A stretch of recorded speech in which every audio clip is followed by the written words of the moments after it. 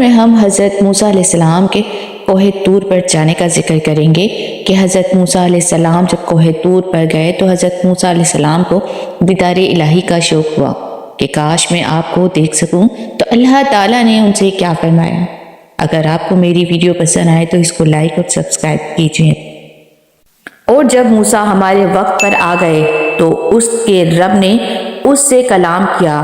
اس نے کہا اے میرے رب مجھے اپنے کو دکھا دیجیے میں آپ کو دیکھوں. اللہ نے کہا تم مجھ کو ہرگز نہیں دیکھ سکتے، البتہ پہاڑ کی طرف دیکھو، اگر وہ اپنی جگہ قائم رہ جائے تو تم بھی مجھ کو دیکھ سکو گے. پھر جب اس کے رب نے پہاڑ پر اپنی تجلی ڈالی تو اس کو ٹکڑے ٹکڑے کر دیا. موسیٰ بے ہوش ہو کر گر پڑے. پھر جب اس کو ہوش آیا تو کہا کہ آپ پاک ہیں، میں نے آپ کی طرف رجوع کیا اور میں سب سے پہلے ایمان لانے والا ہوں. حضرت موسیٰ علیہ السلام سے خدا کا وعدہ تھا کہ جب بنی اسرائیل مصریوں کی غلامی سے آزاد ہو جائیں گے تو تم کو مکمل شریعت دیتی جائے گی. اب وہ وقت آ گیا کہ خدا کا وعدہ پورا ہو. اس لیے حضرت موسیٰ علیہ السلام کو وحی الہی آئی کہ کوہ طور پر پہنچیں اور وہاں عبادت الہی کے لیے اعتکاف کریں.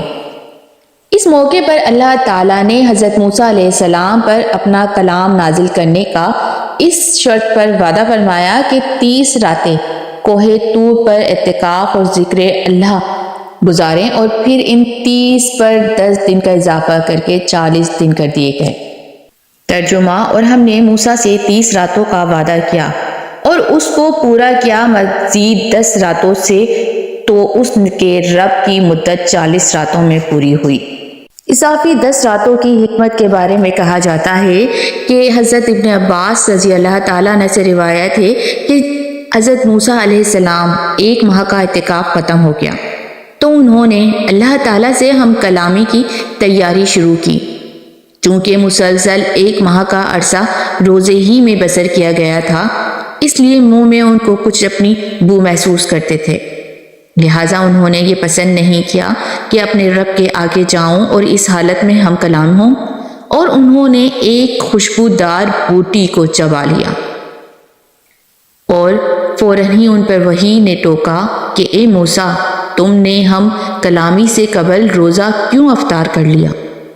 تو حضرت موسیٰ علیہ السلام نے اس کی وجہ بیان کر دی. تب حکم ہوا کہ اب اس مدت کو بڑھا کر 40 دن کر دو. کیا تمہیں معلوم نہیں کہ ہمارے ہاں ایک روزدار کی منہ کی بو مشک کی خوشبو سے بہت زیادہ محبوب ہے؟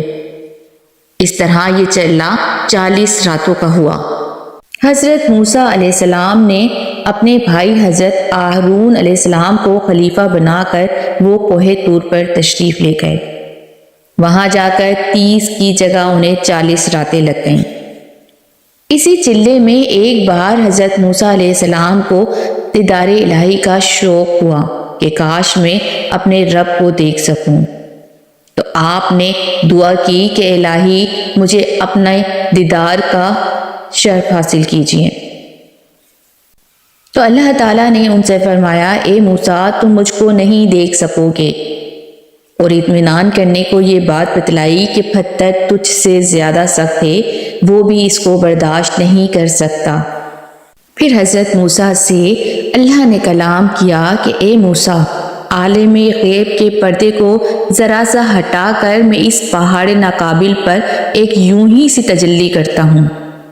اگر وہ اس کی تاب لا سکا اور یہاں ٹھہرا رہا تو بھی مجھ کو دیکھ سکے گا. بس جب یہ بات ٹھہر گئی تو خدا نے پہاڑ پر تجلی کی جس سے وہ پہاڑ ٹکڑے ٹکڑے ہو گیا، یعنی خاص وہ مقام جس پر تجلی کی گئی تھی، نہ کہ سب کوہ طور.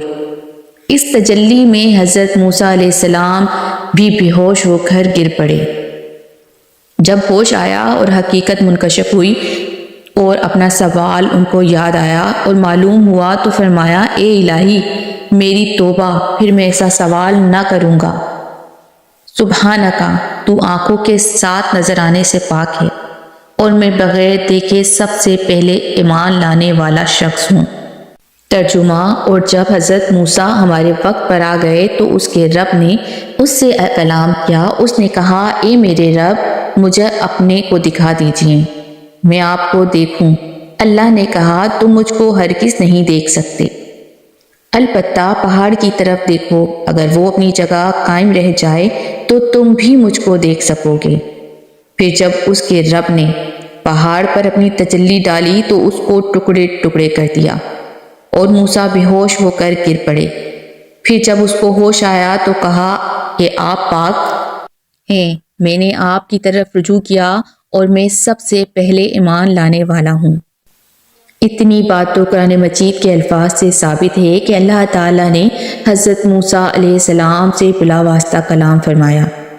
ایک تو وہ جو اول عطائے نبوت کے وقت ہوا اور دوسرا یہ جو عطائے توریت کے وقت ہوا۔